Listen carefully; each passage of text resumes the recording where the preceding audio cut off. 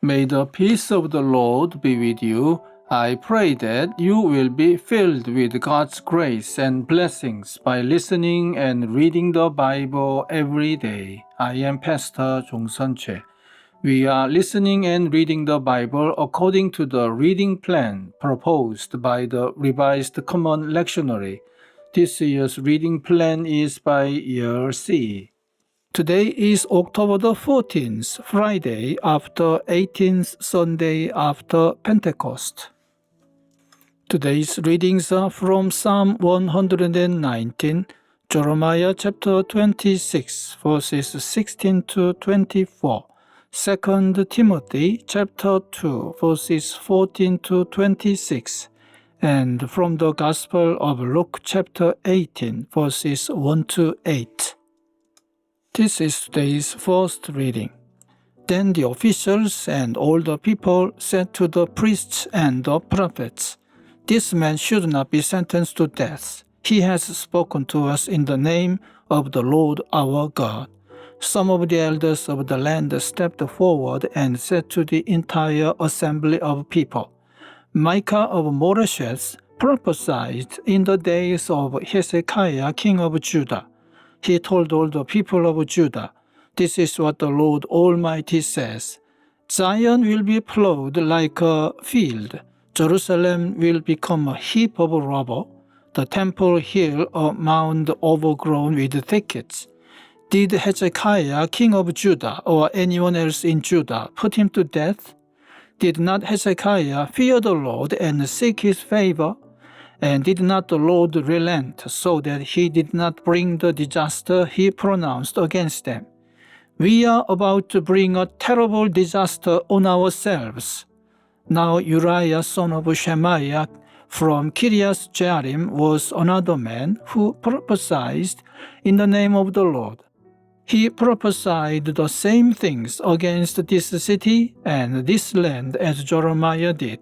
When King Jehoiakim and all his officers and officials heard his words, the king was determined to put him to death. But Uriah heard of it and fled in fear to Egypt. King Jehoiakim, however, sent Elnathan, son of Akbor, to Egypt, along with some other men. They brought Uriah out of Egypt and took him to King Jehoiakim, who had him struck down with a sword and his body thrown into the burial place of the common people. Furthermore, Ahikam, son of Shaphan, supported Jeremiah, and so he was not handed over to the people to be put to death. Amen. This is today's psalm. Oh, how I love your law! I meditate on it all day long. Your commands are always with me, and make me wiser than my enemies. I have more insight than all my teachers, for I meditate on your statutes. I have more understanding than the elders, for I obey your precepts. I have kept my feet from every evil path, so that I might obey your word. I have not departed from your laws, for you yourself have taught me.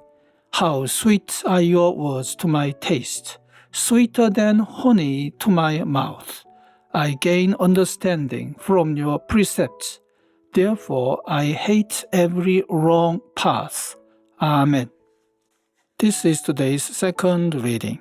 Keep reminding God's people of these things. Warn them before God against quarreling about words. It is of no value and only ruins those who listen. Do your best to present yourself to God as one approved, a worker who does not need to be ashamed, and who correctly handles the word of truth. Avoid godless chatter, because those who indulge in it will become more and more ungodly.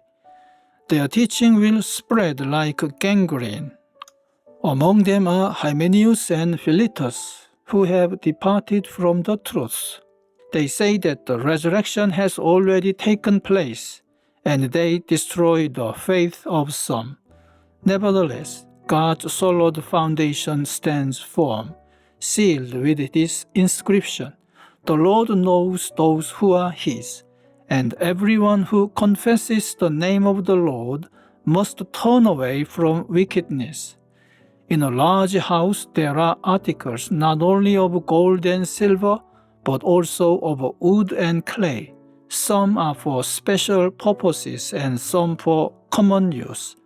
Those who cleanse themselves from the latter will be instruments for special purposes, made holy, useful to the master, and prepared to do any good work.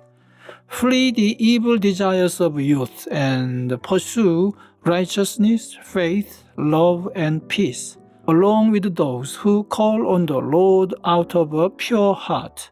Don't have anything to do with foolish and stupid arguments, because you know they produce quarrels.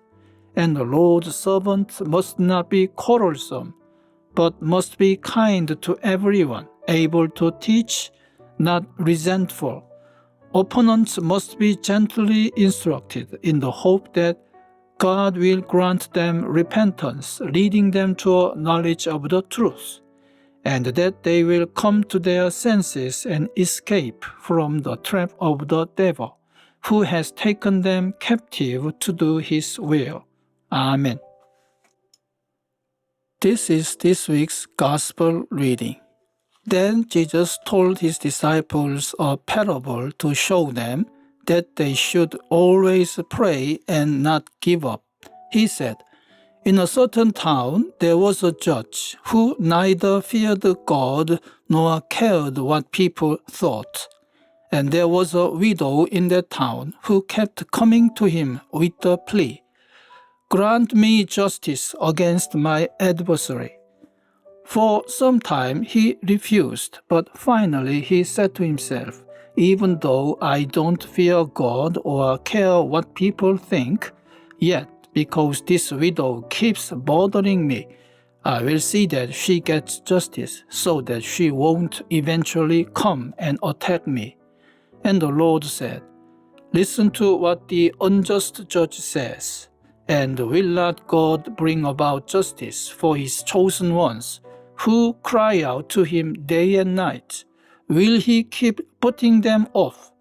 I tell you, he will see that they get justice, and quickly. However, when the Son of Man comes, will he find faith on the earth?' Amen." This is the word of God for today. Thanks be to God. The Lord bless you and keep you. The Lord make his face shine upon you and be gracious to you. The Lord turn his face towards you and give you peace. Amen.